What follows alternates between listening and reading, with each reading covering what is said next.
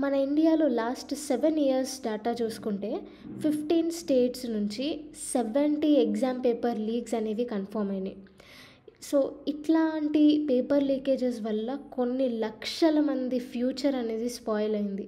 So ఈ paper లీకేజెస్ని address చేసే ఒక బిల్ అనేది తీసుకురావాలి, ప్రతి స్టేట్ కూడా తీసుకురావాలి.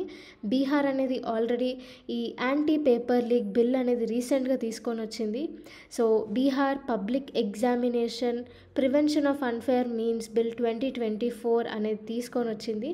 సో నీట్ పేపర్ లీకేజ్ని అడ్రస్ చేస్తూ ట్రాన్స్పరెన్సీని రీస్టోర్ చేయడం కోసం బీహార్ గవర్నమెంట్ ఈ పేపర్ లీకేజ్ బిల్లుని యాంటీ పేపర్ లీక్ బిల్ అనేది పాస్ చేసిందనమాట.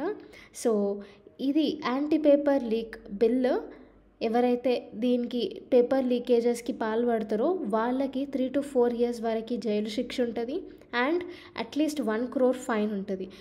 ఒకవేళ అందులో పనిచేసే గవర్నమెంట్ ఎంప్లాయీస్ లేదా ప్రైవేట్ ఏజెన్సీసే పేపర్ లీకేజ్ చేస్తే వాళ్ళకి 1 crore వరకు ఫైన్, ఇంకా 4 years వరకు టర్మినేషన్ అనేది ఉంటుంది.